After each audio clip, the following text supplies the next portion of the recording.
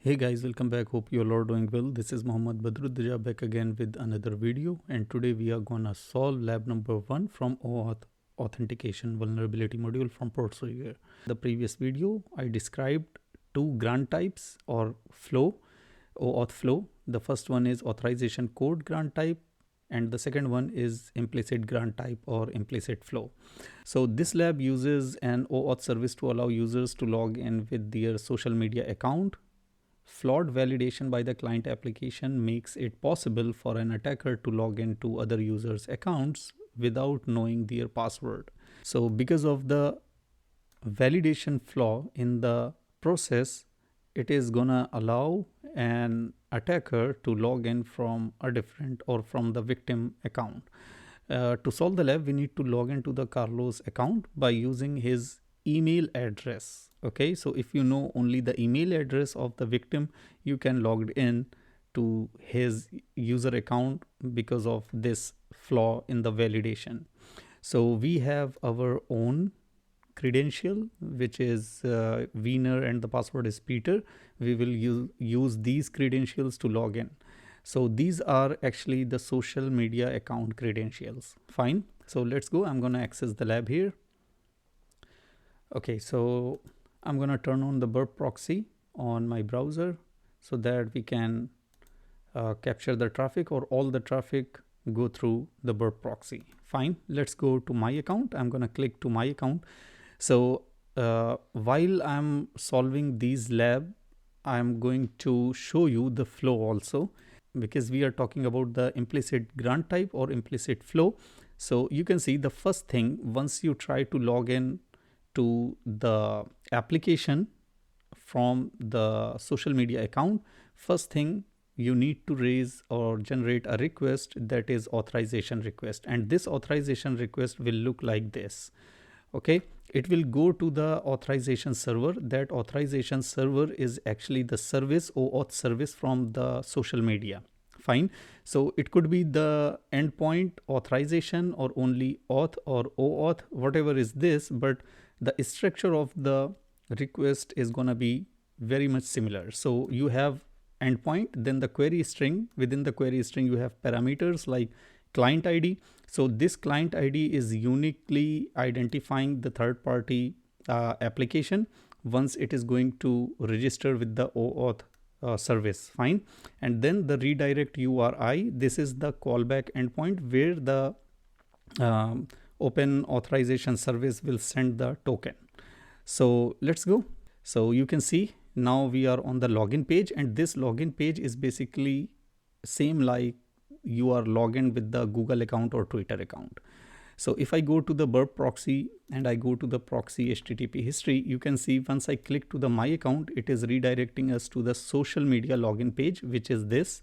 And once we come to this page, it is gonna generate one request, and this request is regarding the authorization request.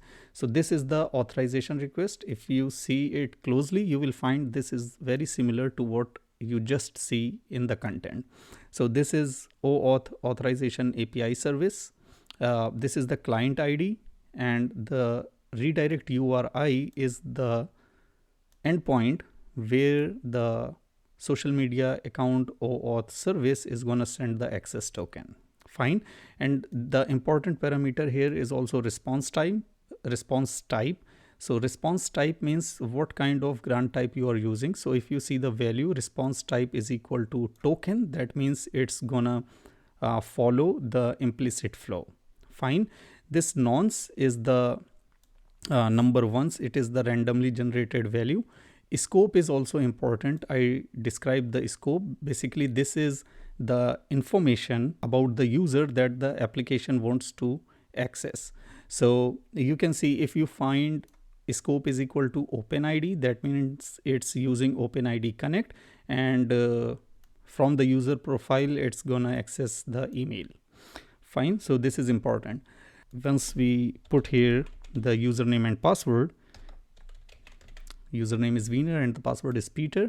And once we try to log in, you can see now it's asking us for the consent. So if I go back to this chart, you can see once the client application will try to send the authorization request, because we are not already logged in and we are not authorized, so the OAuth service API will send the user one login page, and that login page belongs to the social media account. Now, once we put the username and password and hit enter, you can see now it's asking the permission from us, that the third party application trying to access my information. What information? My profile information and my email information.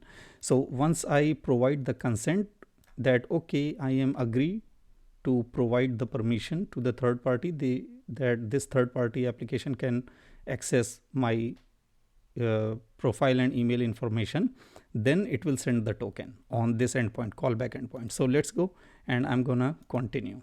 Once we continue, you can see here, if we go back here, so you can see now it's gonna generate one post request with interaction, same request with the post method with the username and password. Finally, we come to this /auth, and this response is interesting. Why? Because if you see closely, it's redirecting us to the OAuth callback endpoint, which we sent during the authorization request.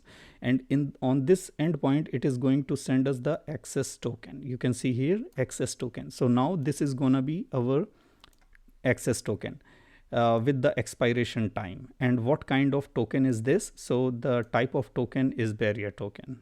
Fine.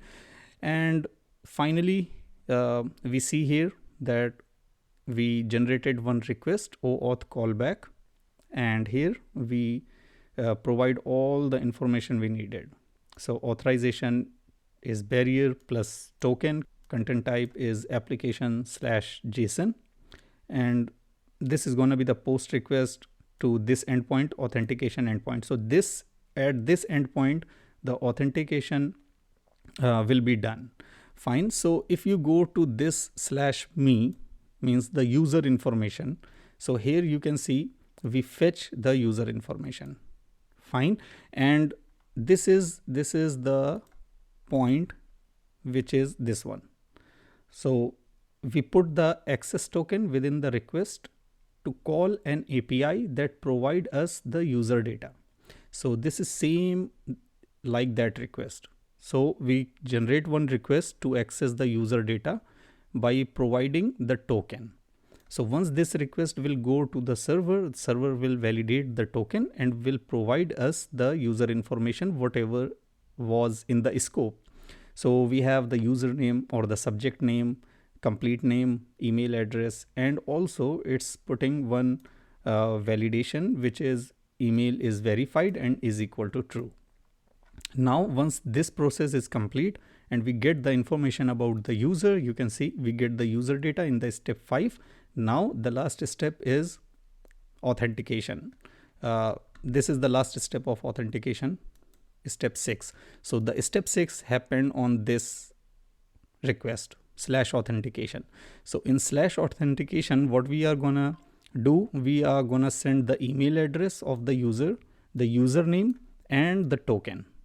Okay. So once this request go to the service, it will check and validate each of these information.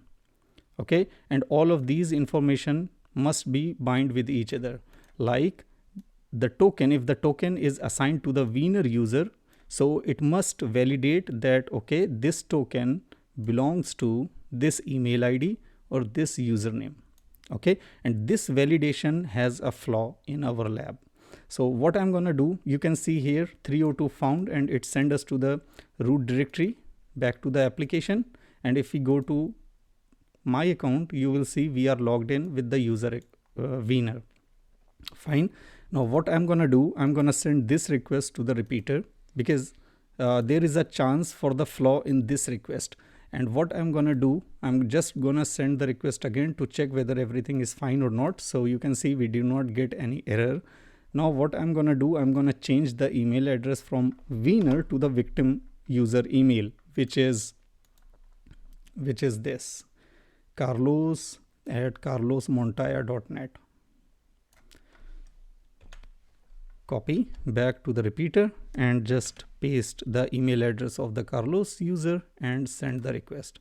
So once we send the request, you can see if this token is validated with the email ID, so it will know that, okay, this email address is different and this token is not assigned to this user. That means we should get here error. Okay, but if we do not get any error, that means the process is successful and this user is authenticated. Now how we will see that on the browser? We can right click on the request part, go to the request in browser in the original session, copy this, and make sure while doing this your Burp proxy must be enabled on the browser. Open a new tab and paste that URL, hit enter, and we should be logged in with the Carlos account. So you can see we come to this page and it's saying congratulations, we solved the lab, but we need to see whether we logged in as Carlos user or we are still on the Wiener account. So click on my account. We should see the user information as Carlos. So the username is Carlos and the email address is carlos@carlos-montoya.net. Fine. So that's it for this lab. I'm going to see you in the next video. If you like the content, please like, subscribe, and share. See you. Bye.